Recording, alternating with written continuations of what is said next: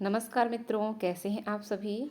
तो हम लोग कहानी से संबंधित प्रश्न देख रहे थे जो नेट जेआरएफ में लगी हुई हैं और 25 क्वेश्चन हम लोगों ने किया था 10-15 मिनट में। आज फिर 25 क्वेश्चन देखने वाले हैं, भाग 2 लेकर आई हूँ।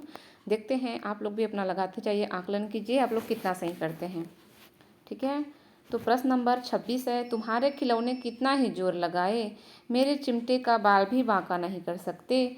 मेरा बहादुर शेर है चिमटा। उक्त कथन का संबंध किस कहानीकार से है। तो ये कहानीकार कौन है बताइए। उक्त कहानी का संबंध किस कहानीकार से है। जयशंकर प्रसाद, प्रेमचंद, राधिका रमन प्रसाद सिंह या जैनेन्द्र। तो किसकी कहानी है, याद आ गया होगा आप लोगों को। तो ये प्रेमचंद की कहानी ईदगाह से है। प्रश्न नंबर 27 है, दुनिया का सबसे अनमोल रत्न कहानी की नायिका कौन थी। देखिए तीसरा नंबर है, यहाँ पे ये मिस्टेक थोड़ा सा हो गया है।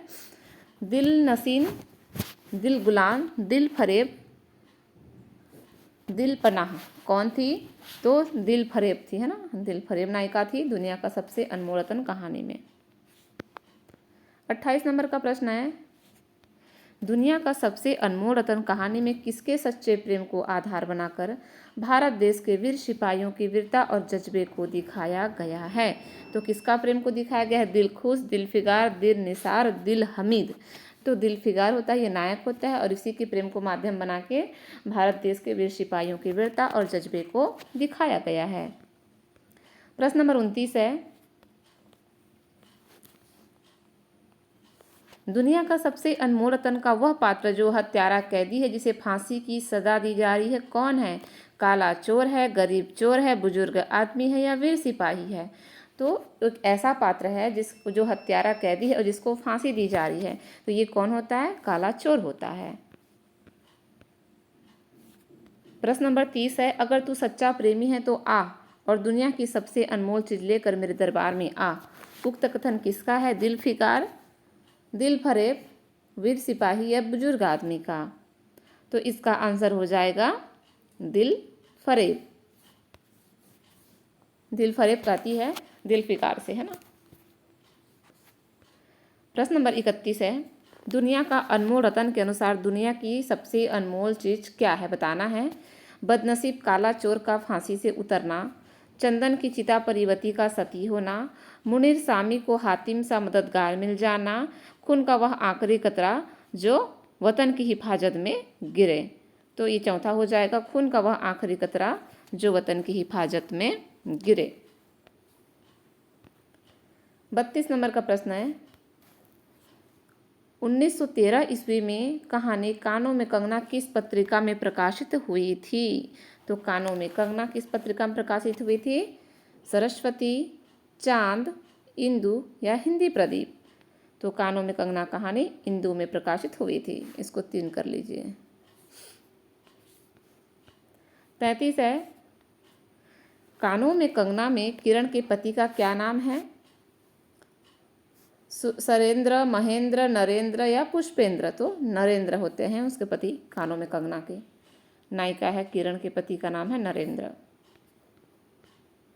निम्नलिखित में से किस पात्र का संबंध कानों में कंगना से नहीं। कौन है जो कानों में कंगना में नहीं है।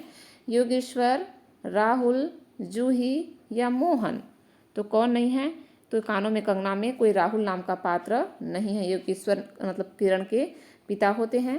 जूही उसकी नौकरानी कह सकते हैं, सहेली कह सकते हैं। और मोहन है ना उसका मित्र होता है। किसका मित्र, नरेंद्र का। समय का अद्भुत चक्र है। जिस दिन मैंने धर्म ग्रंथ से मुंह मोड़ा उसी दिन कामदेव ने वहां जाकर उनकी किताब का पहला सफ़ा उल्टा।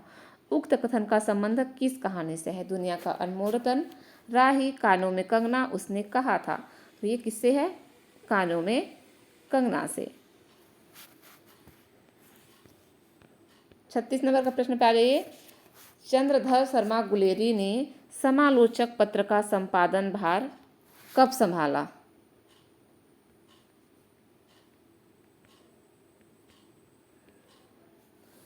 बताइए 1900 में, 1905 में, 1910 में, 1902 में। तो गुलेरी जी ने समालोचक पत्र का संपादन भार 1902 में संभाला। उसने कहा था कहानी 1915 ईस्वी में कौन सी पत्रिका में प्रकाशित हुई थी? तो उसने कहा था 1915 में सरस्वती में प्रकाशित हुई थी। निम्नलिखित में से किस पात्र का संबंध उसने कहा था कहानी से नहीं है? हजारा सिंह, बोधा सिंह, वरीजा सिंह, कीरत सिंह। ठीक, तो इसमें वरीजा नाम से कोई व्यक्ति नहीं था, वजीरा सिंह था, है ना, वरीजा नहीं था, वजीरा था। प्रश्न नंबर 39 है, निम्नलिखित में से किस पात्र का संबंध उसने कहा कहानी से है पूछा है? लप्टन साहब, पलटन साहब, मल्टन साहब, कप्टन साहब। तो कौन थे इसमें? लप्टन साहब थे। ठीक है।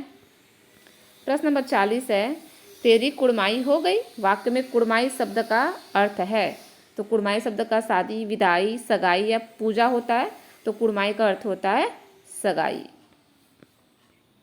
लहना सिंह कौन से नंबर सिख राइफल्स का जमादार था?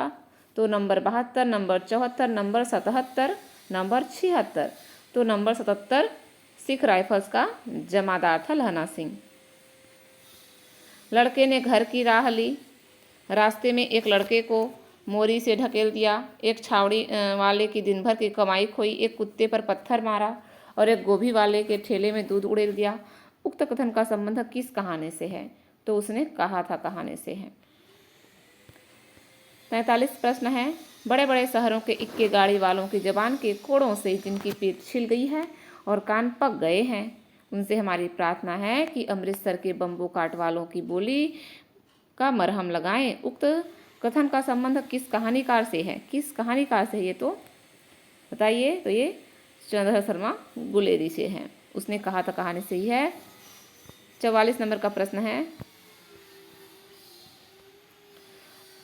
1912 में इंदु पत्रिका में जयशंकर प्रसाद की कौन सी कहानी प्रकाशित हुई थी?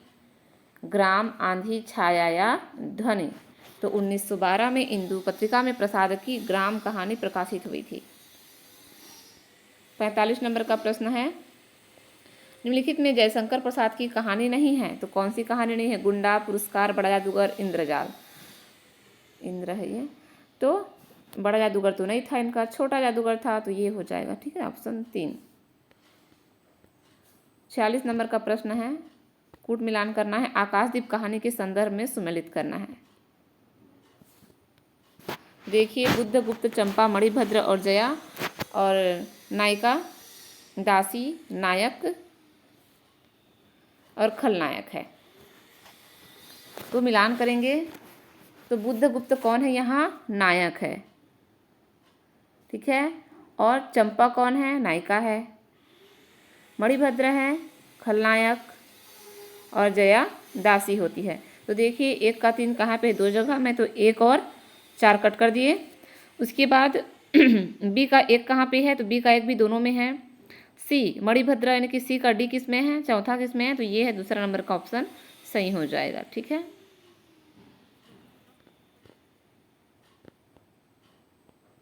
ये वही प्रश्न है। 47 नंबर का प्रश्न,